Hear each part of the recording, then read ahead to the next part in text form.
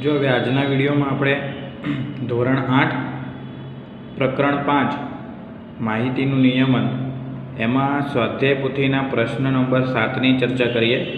आना पहेलाना विडियोमां आपणे प्रश्न 6 सुधीनी चर्चा करी थी। आजे प्रश्न नंबर 7। तो प्रश्न नंबर 7 में एक आवृत्ति कोष्टक है कि 50 विद्यार्थीओए बुद्धि कसोटी में मेळवेला ग्रेडनी माहिती नीचे आपी है। आ माहिती दर्शावता आवृत्ति कोष्टकनी रचना करो। हवे आपणे 50 विद्यार्थीओए मेळवेला आ जे ग्रेड है एनी माहिती आपी है। तो BE CDC BE CDC CDC BDE BCCA BAB CBC CACD DCE AED BCE C EBC DCA અને EDBC आ 50 ग्रेड आपने आप्या छे। आ माहिती दर्शावतो आवृत्ति कोष्टक आपणे एक तैयार करवानो छे। तो आपणे जे ग्रेड आप्युं छे एमांथी आपणे अत्यारे आपणे ग्रेड जोई गया। एमां A B C D अने E 5 ग्रेड छे। ए थी लईने E सुधीना। बस एनुं ज आवृत्ति कोष्टक आपणे तैयार करवानुं छे। तो कोष्टक दोरीए। जो आवृत्ति कोष्टक दोरीए तो एमां सौथी पहेला मेळवेल ग्रेड होय। तो केटला ग्रेड छे? A B C D अने E आ 5 सिवाय एक पण बीजो ग्रेड नथी। एना पछी आवृत्ति चिन्ह अने छेल्ले आवृत्ति। तो वाराफरती ध्यानथी सौथी पहेला B। तो B मां एक લીટી દોરવાની, પછી E। तो E मां एक લીટી, एवी रीते C D M सळंग 50 ग्रेडनी आपणे माहिती अहींया દોરવાની। हवे जो धारो के A तो 1 2 3 અને 4 હવે પાંચમી વાર આવે તો એક જોડી બનાવવાની 5 5 ની।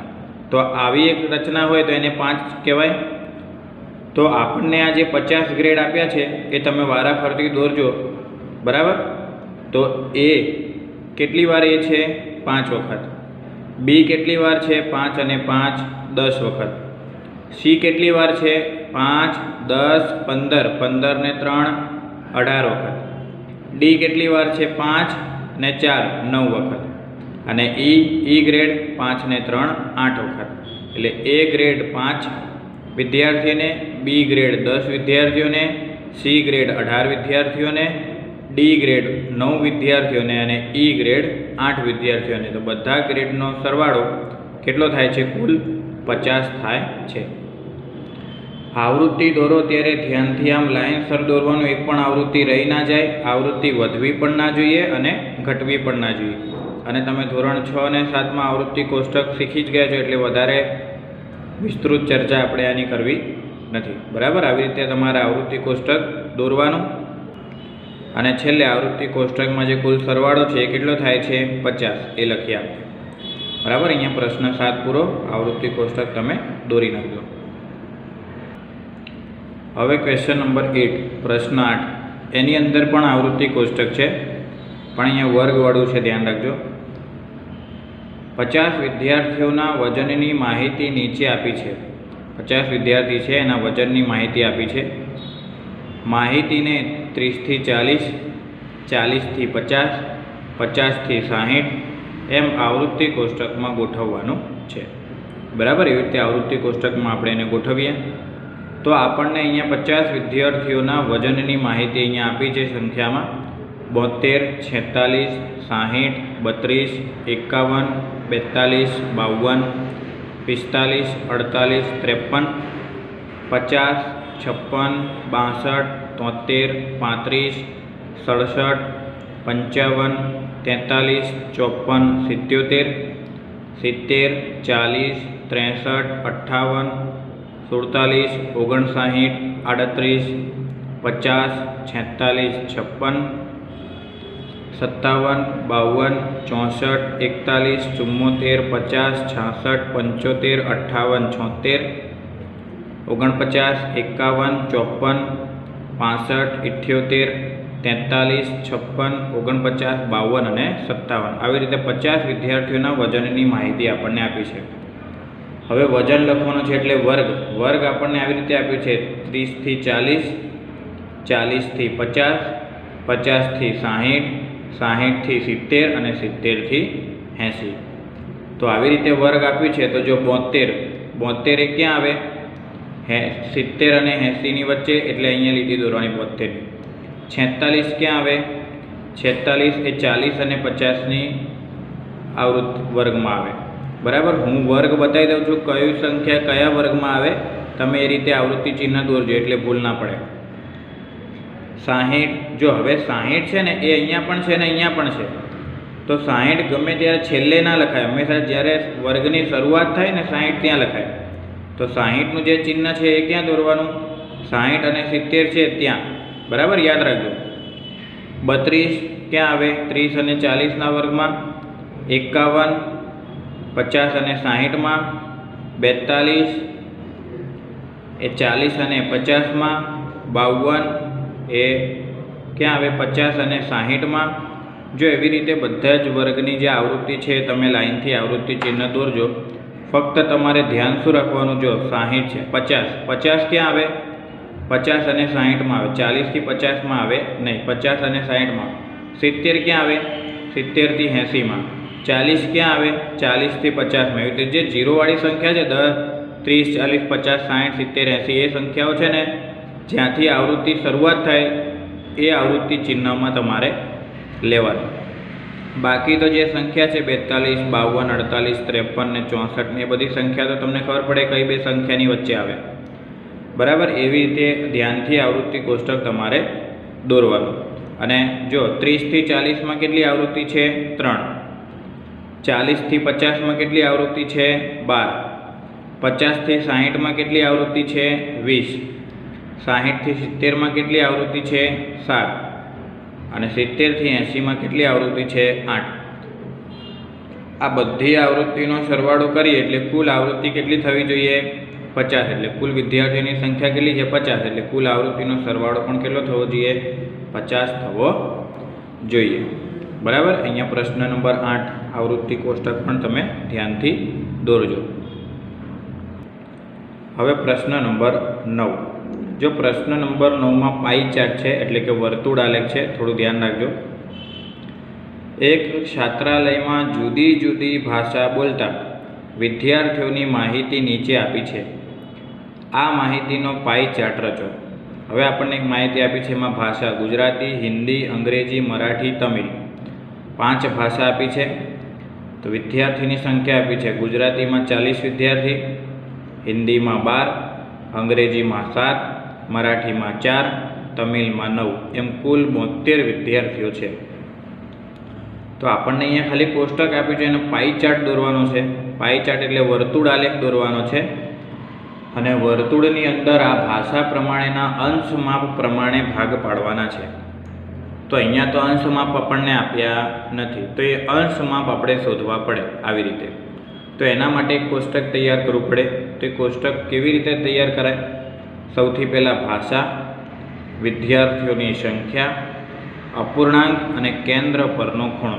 ખૂણો દોરવો પડે. ખૂણો મળી જાય પછી કોણ માપકની મદદથી આપણે દોરી શકીએ છીએ. સારું. તો કેટલી ભાષા છે? ગુજરાતી, હિન્દી, અંગ્રેજી, મરાઠી અને તમિલ, જે અહીંયા આપણને આપી છે. ગુજરાતીમાં કેટલા વિદ્યાર્થી છે? 40. હિન્દીમાં 12, અંગ્રેજીમાં 7, મરાઠીમાં 4 અને તમિલમાં 9 વિદ્યાર્થીઓ.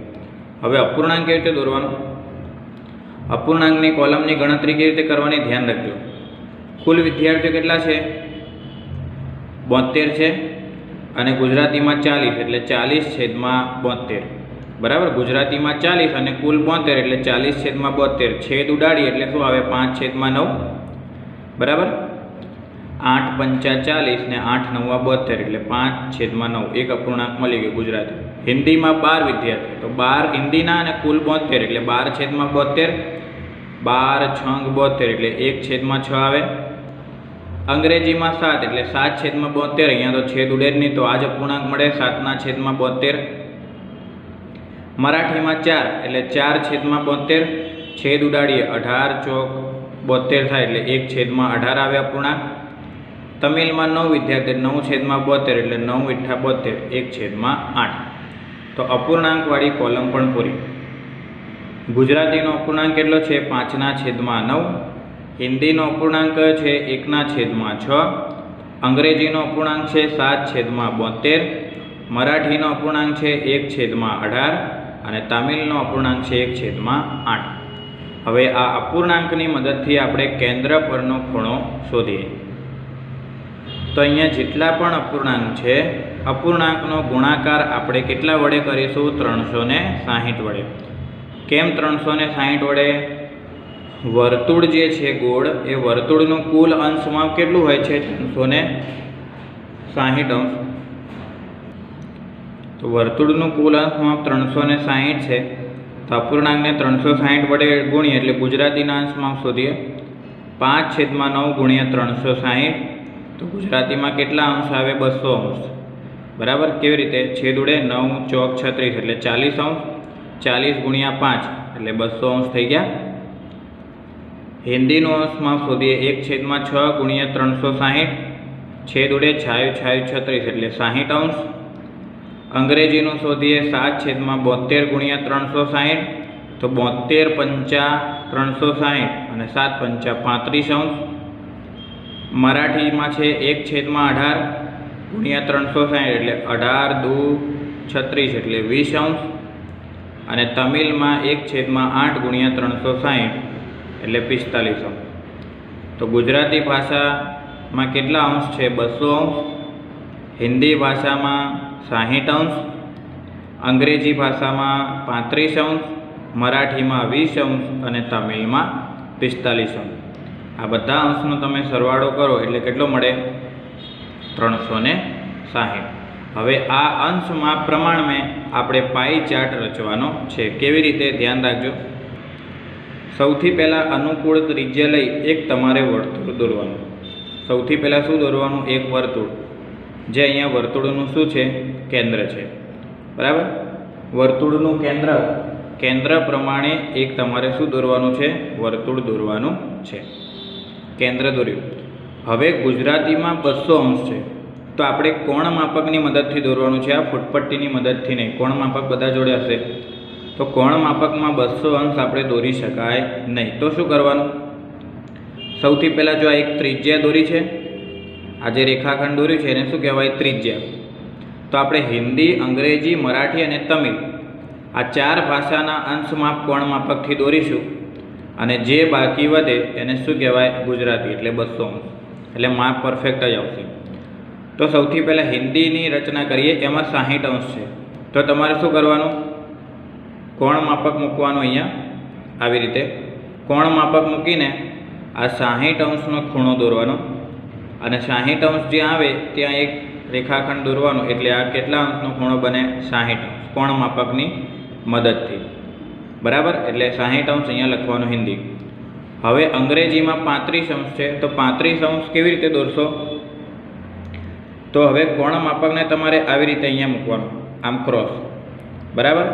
કોણ માપકને અહીંયા મૂકશો તો જ્યાં 35 અંશ આવે અહીંયા એક લાઈન દોરવાની અને એક લાઈન નીચે તરફ તમારે દોરવાની. તો અહીંયા શું આવે? 35 અંશ, જે શું છે? અંગ્રેજી. હવે કોણ માપકને ફરીથી ફરાવવાનું. મરાઠીમાં 20 અંશ છે, તો કોણ માપક ક્યાં મૂકવાનું? આવી રીતે અહીંયા. બરાબર. અને 20 અંશનું મરાઠી દોરવાનું. પછી તમિલમાં 45 અંશ છે, એટલે કોણ માપક આ લાઈન ઉપર મૂકવાનું અને 45 અંશની એક રેખાખંડ દોરી નાખવાનું. એટલે દરેક ભાષા, ધારો કે તમે હિન્દી દોર્યું તો કોણ માપક આને ત્રિજ્યા ગણવાનું. પછી મરાઠી માટે આ ત્રિજ્યા, તમિલ માટે આ ત્રિજ્યા. તેવી રીતે 60 અંશનું હિન્દી રચાઈ જશે, 35 અંશનું અંગ્રેજી, 20 અંશનું મરાઠી, 45 અંશનું તમિલ. અને જે ભાગ બાકી રહે એને 200 અંશ કહેવાય, જે કોનું છે? ગુજરાતીનું. બરાબર. એટલે કુલ અંશમાં કેટલું થાય? 360. આને કહેવાય પાઈ ચાર્ટ. બરાબર. આવી રીતે પાઈ ચાર્ટની તમારે રચના કરવાની. હવે પ્રશ્ન નંબર 10 અને છેલ્લો પ્રશ્ન આ પ્રકરણનો. પ્રત્યેક વિધાન સાચું બને એ રીતે ખાલી જગ્યા પૂરવાની છે. પહેલો, વર્તુળ આલેખને ખાલી જગ્યા પણ કહેવાય. હમણાં જ આપણે દોર્યું. વર્તુળ આલેખને શું કહેવાય? પાઈ ચાર્ટ. વર્તુળ આલેખમાં 20% ખોરાકી ખર્ચ દર્શાવતા વૃત્તાંશનો ખૂણો ખાલી જગ્યા બતાવીશું.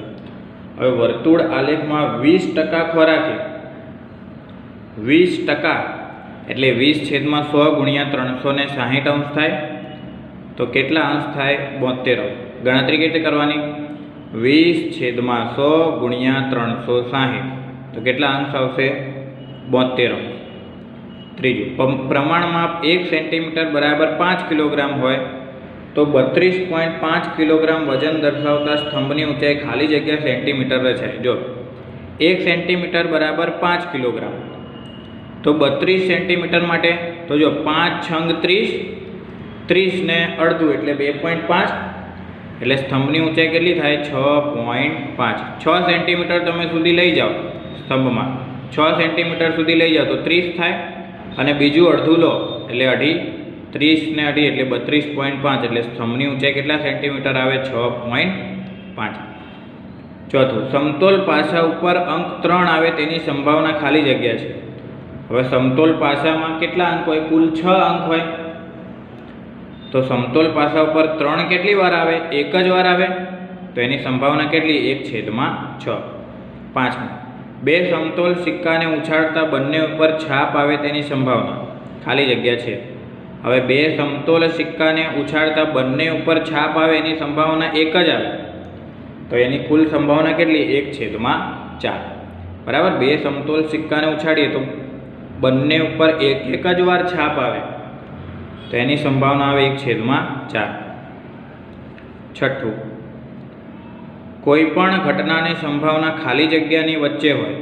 હવે જો કોઈ પણ ઘટનાની સંભાવના 0 અથવા 0 થી મોટી, 1 અથવા 1 થી નાની એટલે 0 થી નાની, 0 થી 1 ની વચ્ચે હોય. સાતમું, 52 પત્તાના ઢગમાંથી એક પત્તું પસંદ કરતા તે રાણી હોય તેની સંભાવના ખાલી જગ્યા છે. હવે 52 પત્તામાંથી કુલ રાણી કેટલી? 4 રાણી હોય, કેમ કે 52 પત્તામાં 4 કલર હોય તો ચારેય કલરની એક એક રાણી હોય તો 52 પત્તામાંથી 4 રાણી હોય તો રાણી હોય તેની સંભાવના 4/52 એટલે 13 ચોક 52 એટલે સંભાવના કેટલી આવે? 1/13. આઠમું, 100 ગુણના પ્રશ્નપત્રમાંથી 101 ગુણ મળવાની સંભાવના ખાલી જગ્યા છે. હવે 100 ગુણમાંથી ક્યારેય પણ 101 ગુણ મેળવી શકાય નથી. ના, તો આ અશક્ય ઘટના છે તો અશક્ય ઘટનાની સંભાવના કેટલી આવે? 0 આવે.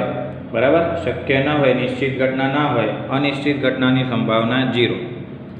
સૂર્ય પશ્ચિમમાં આથમે છે આ ઘટનાની સંભાવના ખાલી જગ્યા છે. 1, સૂર્ય હંમેશા પશ્ચિમમાં જ આથમે તો આ ઘટના નિશ્ચિત છે તો આની સંભાવના કેટલી થાય? 1. પાસાને ઉછાળતા ઉપર એકી સંખ્યા મળવાની સંભાવના ખાલી જગ્યા છે. હવે પાસાને ઉછાળીએ, પાસામાં 6 અંક હોય, 1, 2, 3, 4, 5, 6 તો ઉપર એકી સંખ્યા આવે તેની સંભાવના કેટલી? 1/2. કેમ? કેટલી વાર એકી આવે? કઈ એકી સંખ્યા હોય? 1, 3 અને 5 એટલે 3 સંભાવના ઉદ્ભવે. 3/6 એટલે શું આવે? 1/2. પાસાને ઉછાળતા ઉપર એકી સંખ્યા મળવાની સંભાવના કેટલી છે? 1/2. એવી રીતે બેકી સંખ્યા મળવાની સંભાવના પણ કેટલી આવે? જેટલી એકીની સંભાવના આવે એટલી બેકીની, તો 11માં ખાલી જગ્યાનો જવાબ પણ કેટલો આવે? 1/2. એવી રીતે પાસાને ઉછાળતા ઉપર અવિભાજ્ય સંખ્યા મળવાની સંભાવના પણ કેટલી આવે? 1/2. કેમ? જો અહીંયા આપણે 1, 2, 3, 4, 5 અને 6 પાસા પર કુલ 6 અંક મળે તો અવિભાજ્ય સંખ્યાઓ કઈ છે? 2, 3 અને 5. 3 સંખ્યાઓ છે. કઈ? 2, 3 અને 5. આમાં પણ ઘટનાની સંભાવના 3 અને કુલ સંભાવના 6 એટલે 3 × 6 તો આની પણ સંભાવના કેટલી આવે? અવિભાજ્ય સંખ્યાની 1/2. બરાબર. અહીંયા પ્રકરણ નંબર 5 પૂરો. સંભાવનાની ગણતરી તમારે જો કરવી હોય તો ધ્યાનથી કરજો અને જવાબ મેળવજો. બરાબર. અહીંયા પ્રશ્ન નંબર 10 પણ પૂરો અને પ્રકરણ પૂરું.